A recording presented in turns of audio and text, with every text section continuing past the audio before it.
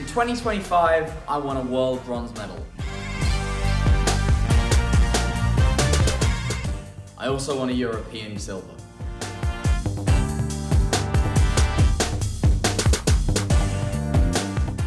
But every time I went to a Grand Prix, I choked.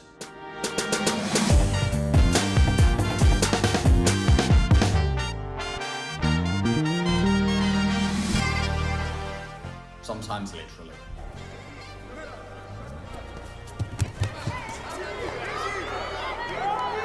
And he's got it again. He's got the neck. He has the neck there. Yes, he gets the submission. At both Grand Prix that I went to in 2025, that being Georgia and Egypt, I got to final block, I got to a bronze medal match, and I ended up losing. I've already got one Grand Prix medal that I got a year before, but that was a very easy competition where there really wasn't that much attendance. I wanted to earn a medal. And what a better place than to do it in Brazil in the final competition of the year. This was a really exciting competition for me because it was my first one going in as #1 seed. Best bit about being #1 seed is you're really not worried about the draw. For the first time ever at an event, I wasn't worried about who I was going to fight in the first match because all the other guys who were seeded are also in their own brackets. So I was really happy when I saw that I had Chang from Chinese Taipei. I fought him at the World Championships. I choked him with a Sodigaru Majime or an Ezekiel. I knew that I could beat him on the ground, and I knew the one thing he was going to try and do to me standing. I know how he fights, I know what type of fighter that he is. I know that in his fight against me at Worlds, he did one thing that almost caught me. I managed to avoid it then, but I knew that what he was going to try and do, he was going to try and rip his sleeve hand off, bomb it over the top for cross guard, Georgian grip, and he's going to try and bang with Uchimata. So I knew as soon as he went for that, I was going to bang behind his front leg, or behind his back leg, and then I was going to attack him on the ground. Now I think I did an excellent job of that, because as soon as I got on the ground, I bring his neck, make it nice and exposed, hand comes across, finish with that Hadakajime, or a short choke. That puts me in the semi-final. In the semi-final, I was up against a Colombian. We knew nothing about him. We'd only had the information that we'd seen earlier in the day. He beat a couple of decent guys. So I went in, but I'm confident in my own abilities. And after no score, after 3.5 minutes, this is how the fight ended.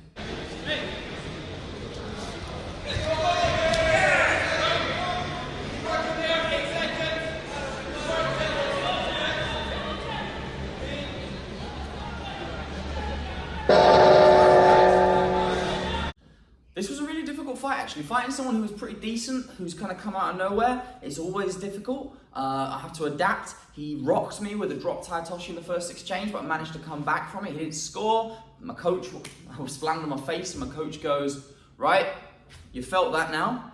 Because we realized that's what he's got, okay, this is the level I'm fighting. And I managed to not get hit with anything ever again in that fight, and then eventually scoring that Yuko, finishing in after 4 minutes. Boom! We broke the Grand Prix medal curse. That puts me in the final. Now I'm fighting for gold.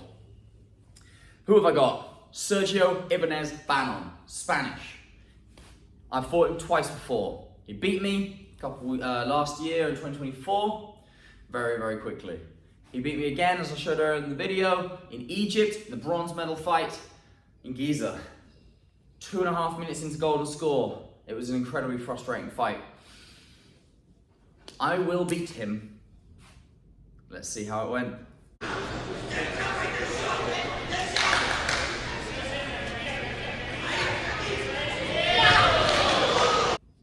I will beat him, just not that day. Silver. My first silver at Grand Prix. I managed to complete the set. I got a world bronze, a European silver, and a Grand Prix silver.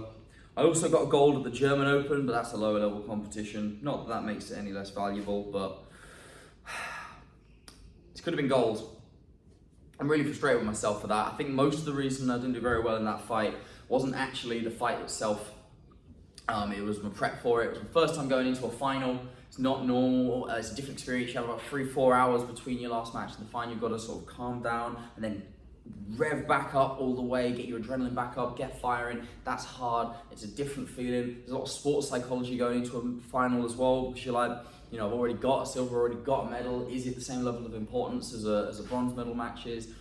You know, and I'm sure that you sitting at home can easily tell me, well, why wouldn't you want to fight? You know, of course I did. But like, there is definitely some psychology there. It's also, again, it was already my best result ever, so yeah. But I was a bit disappointed I didn't rev myself up as well as I could have, but that is a great place to learn. Qualification hasn't begun yet. That's going to begin later this year or in 2026. That's fine. We learn. It's good to make mistakes now, because then we don't make them at the games. Either way, coming away with a silver at Grand Prix, still leaving me at second in the world. It's pretty cool. It's a nice medal. I don't know if I can see this. It's a cool medal. It's actually got Braille on it as well, which is really nice. Braille that's in Portuguese, so I can't actually read it. But it was a really fun event. Brazil, one of my favourite places to compete now. I really liked the people there. The event was excellent.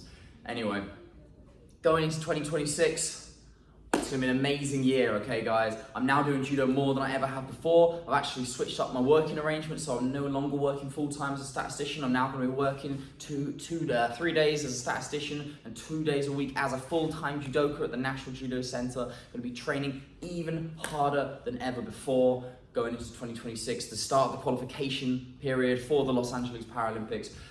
Rocketing, want to get another world medal, another European medal, another Grand Prix medal. We are going to smash 2026. And if you enjoy following my channel, my journey to the Los Angeles Paralympics, and you've enjoyed this video, check out this one of me actually winning that world bronze medal, or this one of me winning that European silver.